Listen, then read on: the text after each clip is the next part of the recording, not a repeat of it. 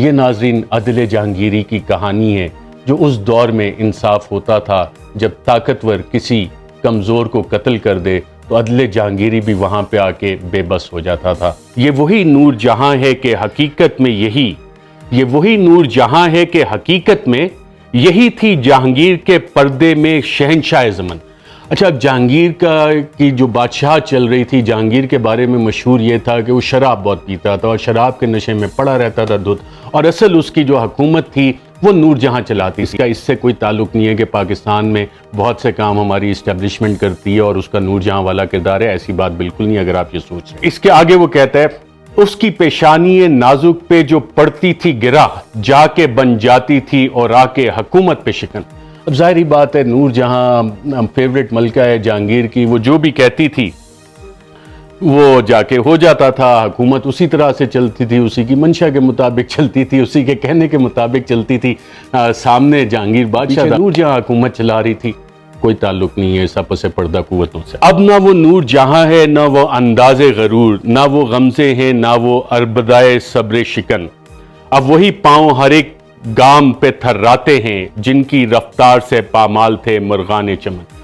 اب آگے نور جہاں یہاں پہ پھنس گئی، اور جو اس کی حالت ہے وہ شبلی نعمانی شاعر یہاں پہ بیان کر رہا ہے کہ جس کو اتنا غرور تھا نور جہاں کو، اب وہ آ کے بری طرح سے پھنس گیا۔ اس سے میں آپ کو بار بار کہہ رہا ہوں، اس کا کوئی تعلق نہیں ہے ہماری اسٹیبلشمنٹ سے۔ نور جہاں جہانگیر کی بیگم تھی۔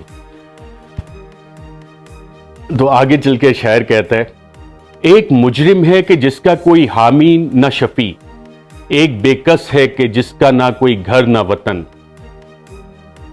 اب مجرم کا ظاہری بات ہے کوئی حامی نہیں ہوتا۔ نور جہاں نے حرکت ہی ایسی کی کہ اس وقت تو کوئی بھی اسے سپورٹ نہیں کر سکتا تھا، اور سبھی لوگ بڑے پریشان تھے، کسی نے اس کی حمایت نہیں کی۔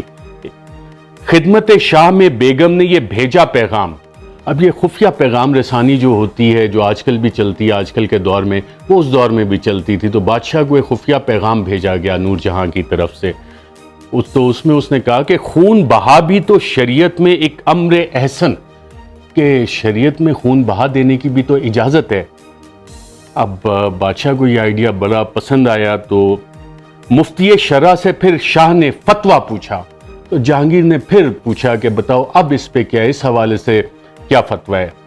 تو آگے مفتی نے ظاہری بات ہے بتانا تھا، اس نے کہا کہ بولے جائز ہے رضامند ہو گر بچہ و زن، کہ مقتول کے بچے یا بیگم اگر اس پہ رضامند ہوں تو بالکل خون بہا دیا جا سکتا ہے اس حوالے سے۔ تو وارثوں کو جو دیے لاکھ درہم بیگم نے، سب نے دربار میں کی عرض کہ اے شاہ زمن، تو بیگم نے 1,00,000 درہم اس کے وارثوں کو دے دیے۔ اس کا شاہ رخ جتوئی والے کیس سے بھی کوئی تعلق نہیں ہے، وہ ایک ٹوٹلی ڈیفرنٹ کیس ہے، اس میں پتہ نہیں پیسے ملے نہیں ملے، یہ جہانگیر کے دور کی بات ہو رہی ہے ناظرین۔ تو دربار میں جتنے بھی لوگ تھے انہوں نے کہا کہ ہم کو مقتول کا لینا نہیں منظور قصاص، ہمیں قصاص نہیں چاہیے، ہمیں یہ خون بہا نہیں چاہیے۔ دربار میں جتنے بھی لوگ موجود تھے انہوں نے یہ بات کی۔